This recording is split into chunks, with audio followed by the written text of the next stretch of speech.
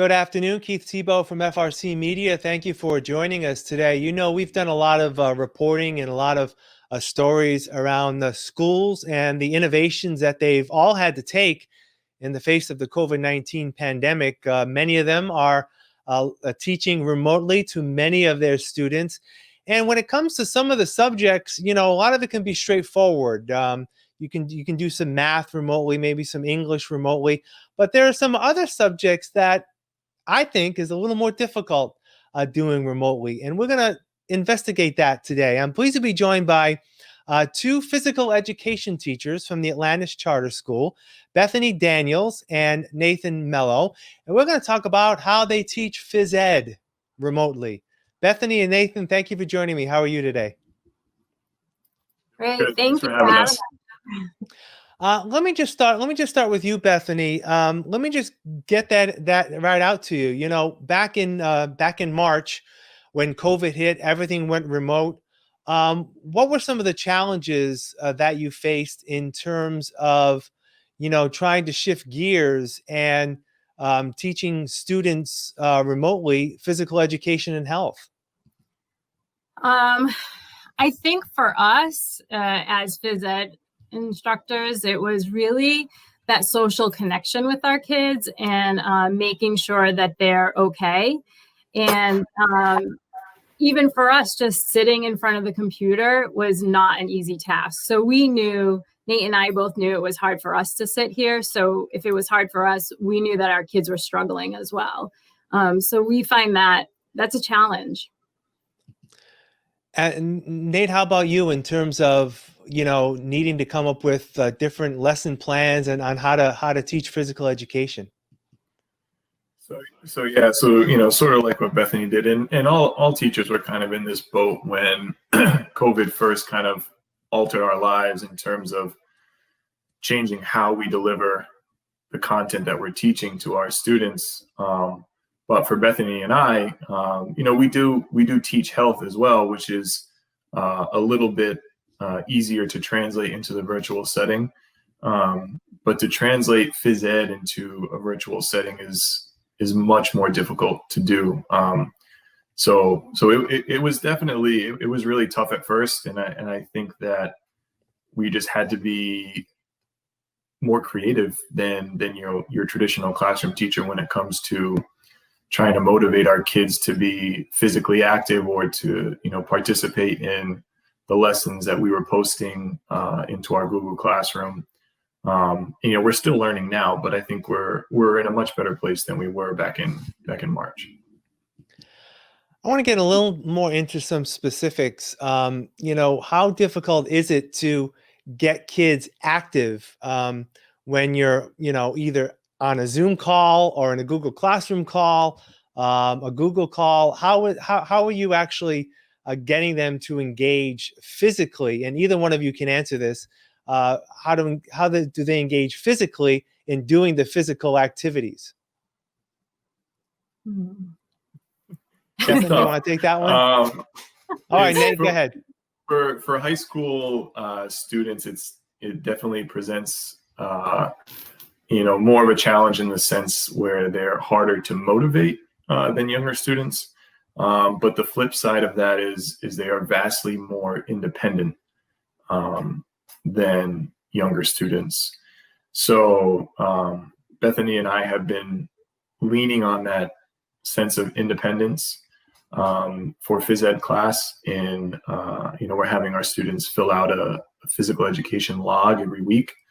And so basically what they're doing is we're giving them a set of criteria, you know, X amount of workouts per week that have to be X amount of minutes long. And then they have to, number one, complete a workout, but then provide evidence that they completed a workout. And so it seems to be working pretty well so far. You know, it took a couple weeks for the students and for us as well to kind of get into a routine of, you know, reminding them about it, assigning it, making it a part of their day. Bethany made a great point to me just last week in saying, you know, her and I are typically more motivated to exercise than most adults, given our interests in the subject that we teach. So it's, you know, how can we convey that to our kids? How can we show them that you don't have to be a health nut in order to, get some physical activity in. But to answer your question, we've been relying on their independence as high schoolers heavily to try and, motivate them to complete some type of physical activity. Bethany, I want to ask you this next question. A lot of times, and it's been quite a few years since I took physical education. But there were many parts of the year where you'd have different activities, and a lot of it was team activities, right? If you had a gym, you would play basketball. And then when the warmer weather, you'd play softball or kickball. Is what you've been developing for students, the high school students even, have they been more, obviously, more individual type sports? And how is that different? Because again, you teach different skills even in a team atmosphere. If you're playing softball or basketball, there's some team skill and team building activities as well. So I guess talk about how that has been a little different. Yeah, so at the high school curriculum, there is a portion of our requirement that introduces more individual fitness to students. So we have been gravitating towards that and teaching the kids more individual workouts and creating a plan and setting a goal. So something like, being able to achieve a 1 mile walk and then setting a time limit of how long we'd like you to do it or how long they would like to do it are definitely things we're focusing on. Phys ed nowadays is not the gym class that we all had, back in the 80s and the 90s. It is definitely more individual driven. And we do rely on teaching the kids how they can be more focused into the class if it's related to them. I think like Nate and I talk about, like we have to set workouts that they can do independently and what would be their goal for their fitness, opposed to let's teach you a sport that you're going to play, because a lot of that's not happening right now. But it's also important for them to understand that this is lifelong learning for them, and it's our responsibility to teach them to be healthy individuals. And so phys ed has taken that turn into that direction where it's more of a independent subject, and where it's something that you're learning for yourself and your mental, your social, and your emotional health as well. Nathan, you brought up the fact that, you need to be creative in this new world of teaching remotely. And I want to get to a couple of examples that both Bethany and you have done over the past few months.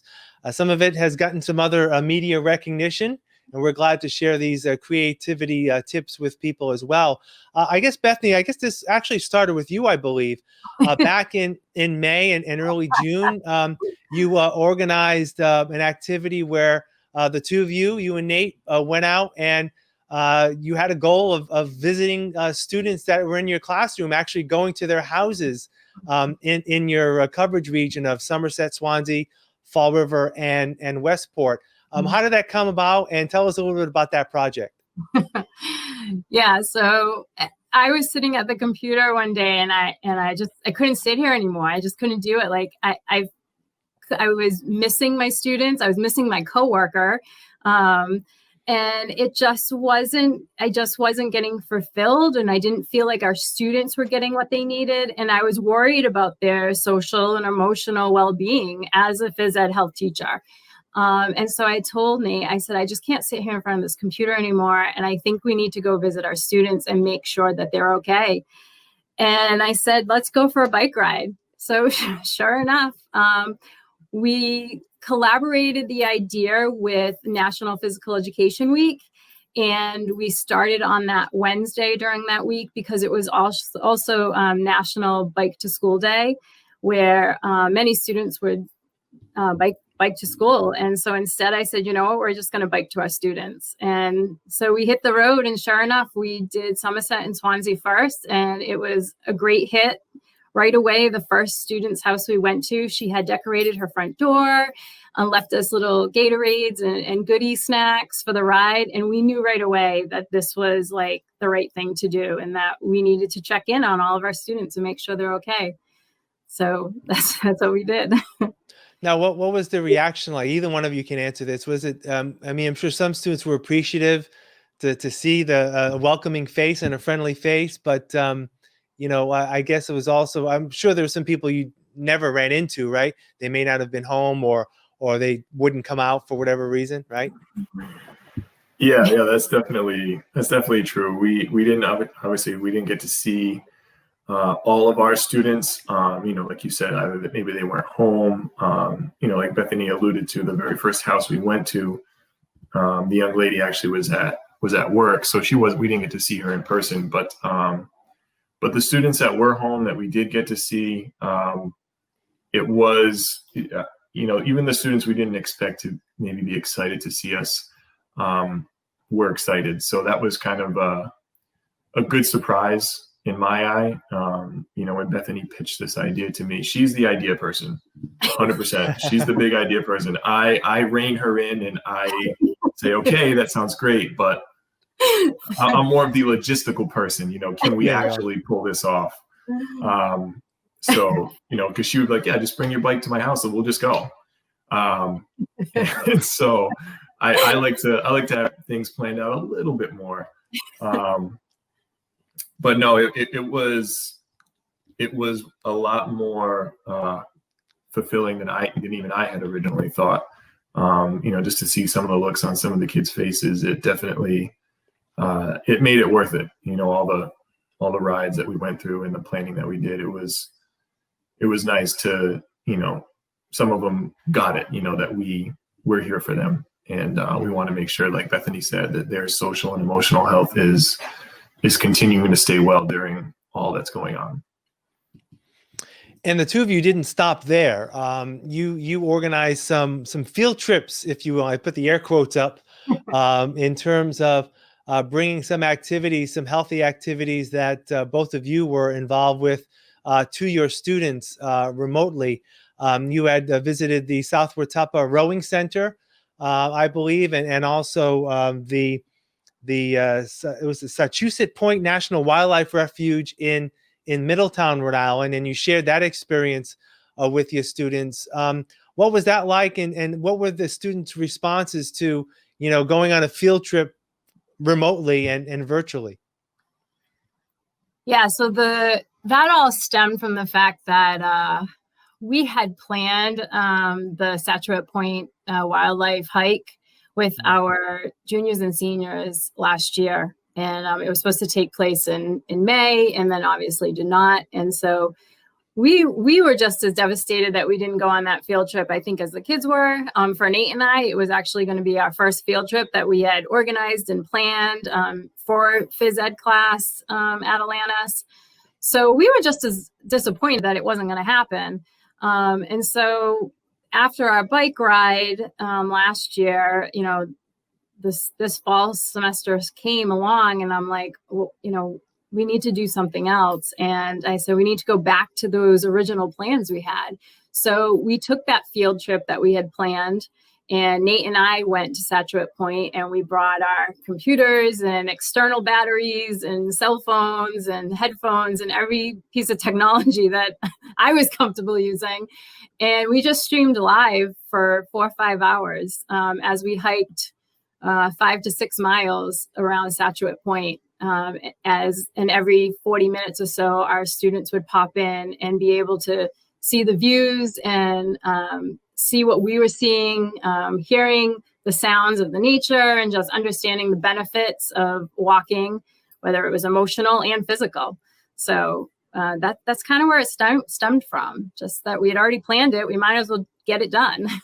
Yeah, that's great. And Nathan, the response again from students, very positive. Yeah. Overall, it was, and you know, like with the first one at Sachusett Point, and then at the Watuppa Rowing Center, and then most recently, which I'm sure we'll talk about soon, with the United Way at their event. You know, I got to actually speak to some of my kids in person at the United Way event, and their response was, overall, it was positive. They're used to Bethany and I in a different environment than the traditional classroom. So for them to see us in that atypical environment, I think, brought some comfort to them and being like, okay, this is Miss Daniels and Mr. Mello. They're not your typical teachers in terms of, we teach phys ed. We're used to being in the gymnasium or out on the field. So that was kind of nice to sort of bring some familiarity to them in terms of us being active, but also just exposing them to these places that are, nearby to them. Like we've said with the COVID pandemic, people have had to become creative in terms of what they can do for physical activity. And the biggest go-to, right, is outdoor stuff, outdoor individual activities. So that was sort of a driving factor for us to show these kids like, oh, this exists not too far from where you live. This is a possibility for you to get outside and maybe explore something different that you normally wouldn't, given the circumstances we're in.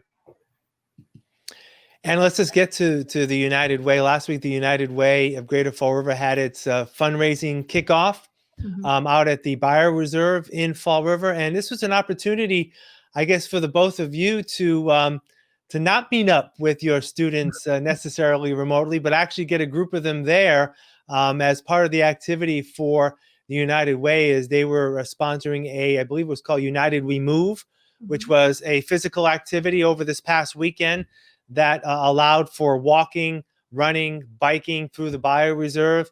And Bethany, you had dozens of students take part from the school, correct? Yeah, it was a great showing. We were so excited to see everybody. And it was just nice to see that they were interested in something that was going on in the community as well that they didn't know about. Nate and I also were unaware of the Bio Reserve and how beautiful the trails were out there. And it was amazing that we got to share that with our kids and bonded over it and move together physically and just be healthy. And I think I don't think I realized it at the beginning, but after the whole event was over, I said to Nate, I really think this was like us pressing the reset button for our kids to jump into the next quarter. Quarter 2 starts for us next week. And we've had one whole quarter now learning virtually, and they've been online.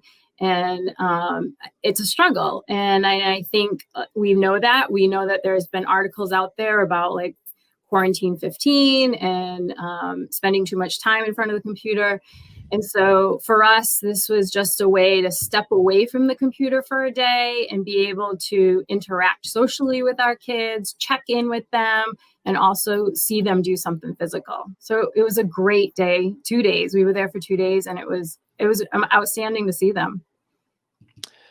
All right, final question for, again, either one of you can answer this. With you said quarter 2 starting, what's next? What can some of your students expect to see? Have you really thought that much? I guess it'll be Bethany's question, right? Nate, she's the idea person, right? So what have you thought about in terms of moving ahead, especially as it may be a little more difficult to do some outside activities with cold weather and the like? Bethany? Yeah. We haven't done a lot of brainstorming yet, although Nate doesn't know I bought him a nice winter suit, so we'll be doing things outside. No, I don't know what we're going to do. We will continue to expose our students to things within the community that they can take part in. I think it's important for them to know that these resources are available for them right here. And that they can bring their families there and do it as well. So we will definitely find things in the community. All right. Bethany Daniels and Nathan Mello, thank you for joining me today. It's a great story. You guys are doing some great work at Atlantis Charter School. Thank you for joining me. All the best, and hopefully we'll follow up soon. Great. Thank you so much. Thank you, Keith. We appreciate it. All right. And thank you all for joining us today on FRC Media. Have a great day. Thanks for watching.